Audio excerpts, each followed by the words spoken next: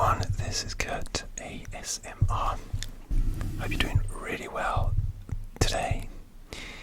In today's video, I have something a little bit different for you.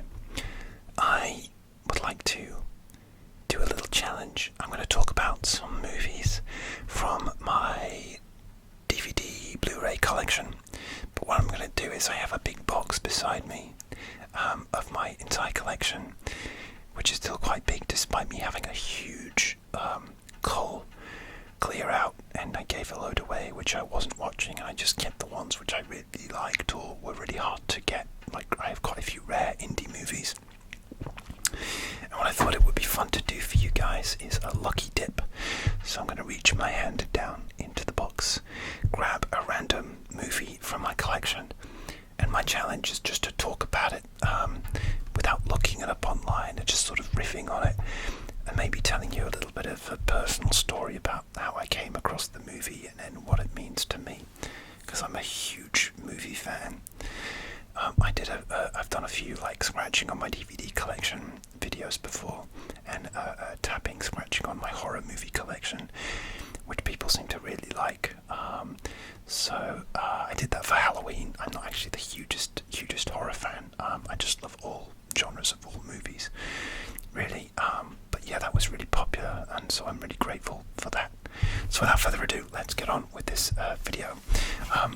Yeah, sorry, I had one up on my desk just for a thumbnail. So I'm just gonna go lucky dip. Okay. So I've got like two rows, so I'm gonna have to dig down to the bottom row as well, and I've got some on the side because there wasn't much room. Okay, let's go. I've got one. Okay, my finger's on one, and this is the one that I want, and of course it's really difficult to get out. Okay, the first movie is this one, and I'm gonna turn it around, and it is, okay, so this movie is called Miami Connection. That is, oh my god, it's upside down. I told you this was random. Okay, Miami Connection. Check out that cover. Okay, so this movie I first heard about when I saw a trailer for it. I think at a screening of a horror movie, it might have been like a Halloween re-release of like The Thing or Evil Dead. And I was shown the trailer for this movie, and wow, my life was changed forever, because this movie is something. I mean, just look at the cover. This movie is by a director called Y.K. Kim. Oh no, it says it's directed by Richard Park, but it was produced by Y.K. Kim and written by him. Now, Y.K. Kim is an interesting character. He came over to the USA from Korea. He ran a series of martial arts schools, and then just decided that he wanted to make a movie about, ninjas, good guys versus bad guys ninjas. And the movie did not do very well. It was poorly received and just went straight to VHS, and Y.K. Kim was quite despondent about this, but it found a new home as like a cult movie. It is really bad, there's no two ways about it, but it's done with that sort of, it's kind of like The Room. It's kind of made with that sort of unreflective joy. This guy has made more movies than me. And I admire him for that. He's a creative person, and it is a ridiculous movie. You'll laugh out loud, and it attracts like cult screenings. But it brought me joy, and it just looks amazing. It has like an 80s neon lit look to it. There were some scenes at night. There's some quite good gory scenes. The dialogue is something else, let me tell you. It's incredible. I recommend you Google the trailer for Miami Connection. It will change your life, and obviously I would recommend that you watch the movie. It's quite hard to find sometimes. This is actually a Region 1 DVD from the USA, and I'm in Europe, so I can't really watch it unless I have a multi-region player, which at the moment I don't think I do. Anyway, that's Miami Connection. It's a real cult, so bad it's good movie. Really good film. Watch the trailer, watch the movie if you can. I love it. So this this is the inside of the DVD, and actually this is crazy, but I've just realised that the DVD is missing. It's missing, and I am really good at keeping track of my DVDs. And it actually comes with a booklet about how the movie was made and Y.K. Kim, the producer, writer's journey, and how the film sort of had a resurgence. So it's a really interesting booklet. The DVD is gone. I don't know where it is. I have this horrible feeling that I tried to watch it in a multi-region DVD player, which I had for a while, which I got rid of, and I might have actually got rid of that player and left the disc in, which is very rare for me to do.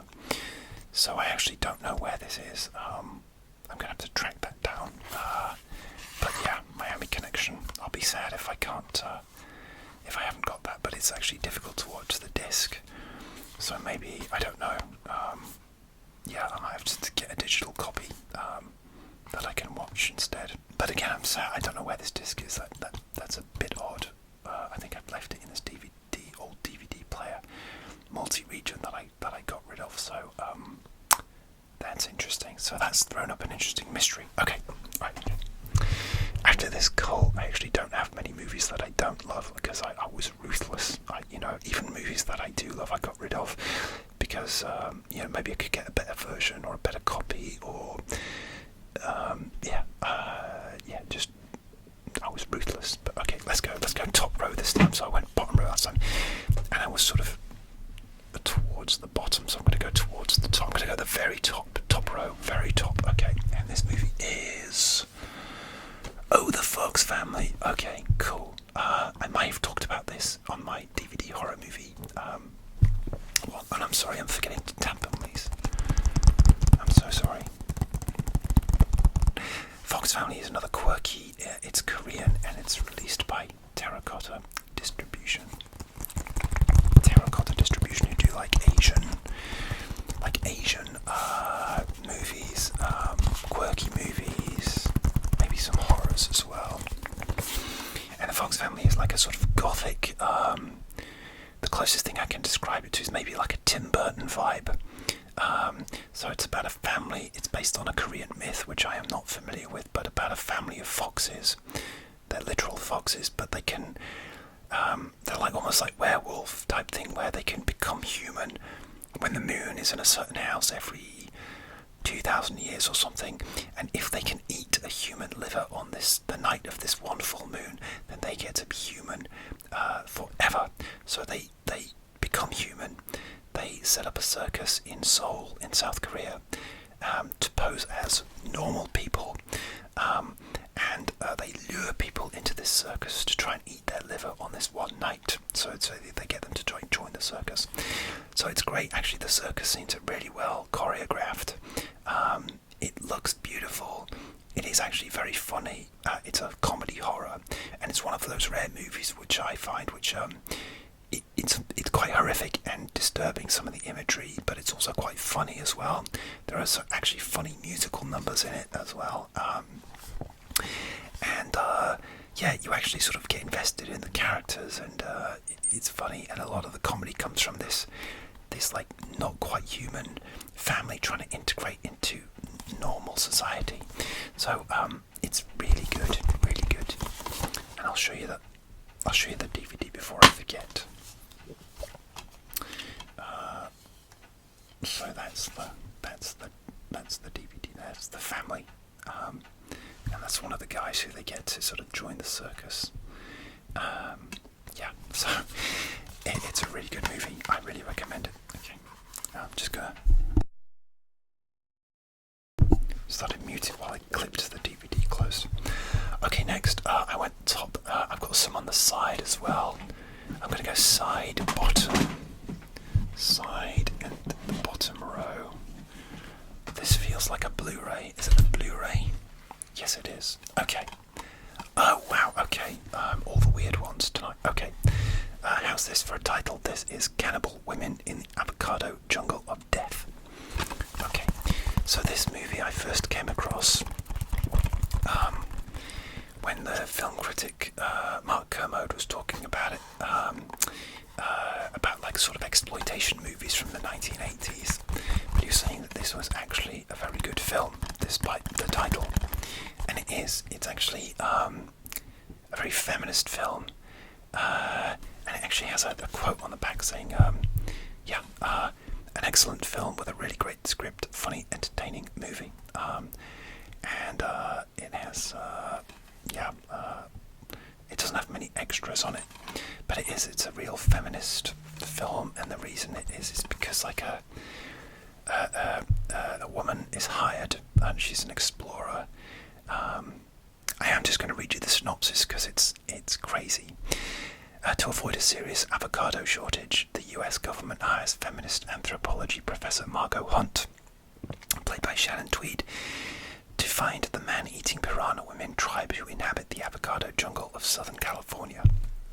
Assisted by chauvinist Jim Bill Maher, yes, that Bill Maher, the talk show host, and a dim-witted student named Bunny, Hunt must convince the tribe to move to Malibu condos while simultaneously fending off her rival Dr. Kurtz, played by Adrienne Barbeau, who's married to John Carpenter, I believe, meanwhile, Bunny's contemplating joining the Piranha Gals, but she must consume Jim first.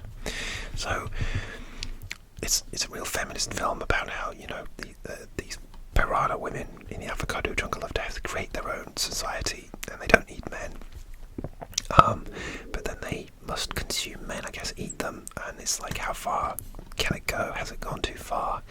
And it's got lots of really witty lines in it, really funny lines. I can't quote any to you, but it's really funny and really clever, and it's just kind of one of those clever movies that just sort of just probably made it out onto like VHS shelves in the 1980s, and no one really paid it much mind. Obviously probably didn't get a theatrical release in the UK, but it's really well done. Again, watch the trailer and watch the movie as well. I think you'll find it really surprising and rewarding. That's Cannibal Women in the Avocado Jungle of Death. Okay, I don't know how many I'm going to do. Maybe 10. We'll see how we go. All right, next one. Okay. So we've got 3 movies. Let's go for another one. I'm going to go. I think we're top. I'm going to go bottom row, and I'm rummaging. I'm going to go to the middle, bottom row, a bit further along. Okay, what have I got? I have got Star Wars Episode 2: Attack of the Clones. Oh wow, this is an old DVD now. I actually have this, excuse me, I'm sorry for bashing the mic, I have this on Blu-ray as well. I'm a huge Star Wars fan. Oh, and this is going to get me unfollowed by so many people. I love this film. I do. It's a comfort film for me. Now, actually, my favourite film of all time is the original Star Wars from 1977. I actually have the calendar of Star Wars there. However, when the original, like the prequel trilogy came out, I wasn't that keen on it. I like this one better than The Phantom Menace Revenge of the Sith. I thought was pretty good, but this over the years, this has become like a comfort film, and especially when I can't sleep or I just need something easy to watch at night, this has become my go-to film. Obviously, you can watch this on Disney Plus now. Obviously, there are some kind of cheesy scenes with Padme and Anakin, but you know what? The rest of the film is just a solid adventure. The action rarely stops. They've got a big battle at the end, and I really like it. So, I'm sorry if you don't. You can go elsewhere and watch other things. But yeah, no, it's a real comfort film for me. What are your comfort films? What movies? They might not necessarily be like good, objectively good films, but you just find them so comforting and watchable, and you just put them on like a warm blanket and just let them wash over you. And I think the prequel trilogy has had a sort of re-emergence in recent years, sort of in light of the more recent pieces, let's say. So, yeah, I mean, obviously, I don't need to tell you the plot of this, but let me just open the case and show you. So I'm just muting so I can open the case. So this is actually a 2-disc set.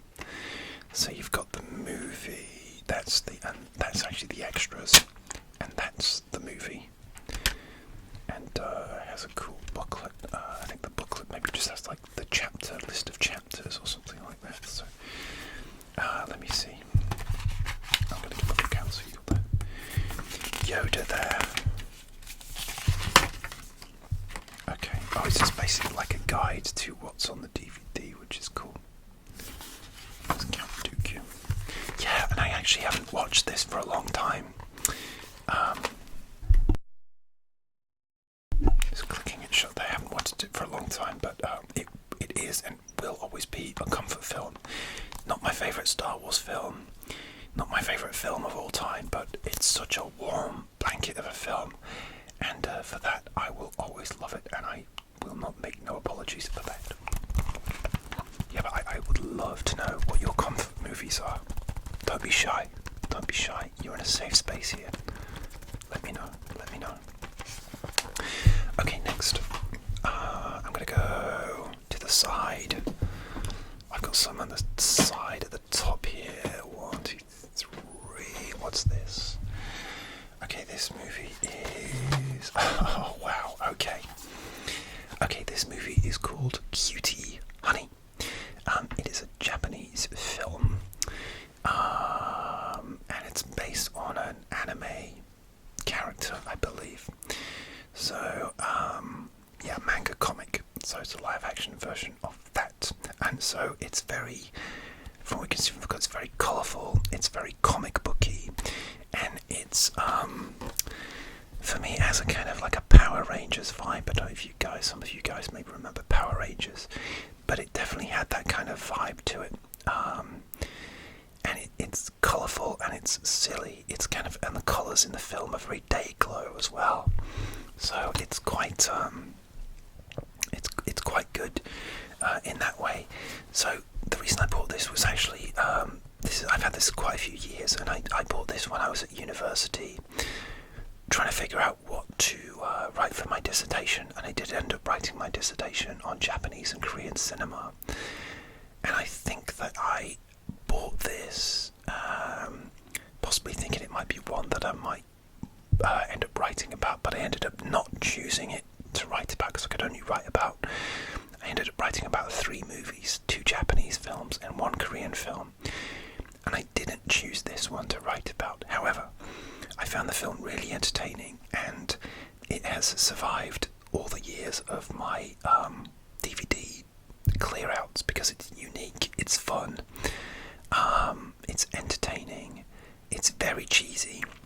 There's no two ways about it, but I really love it. Cutie Honey. I haven't read the original manga source material, but it's great, and the main actress kicks ass. Yeah, she really kicks butt. She's obviously really good at the fighting stuff, and yeah, even though it's kind of like silly violence, yeah, she does a great job. And yeah, I've never felt like you know, shall I get rid of this? It's always like I'm never disappointed when I watch it. You know, some films you watch the first time and you're like, yeah, I really liked it, but then you come back to it and it's not as good. You sort of see the flaws. This is just really entertainingly silly, and it's quite a unique film, probably quite hard to get hold of. So yeah, Cutie Honey, very good. Yeah, recommend it. The trailer's probably yeah, you'll see the craziness if you watch the trailer.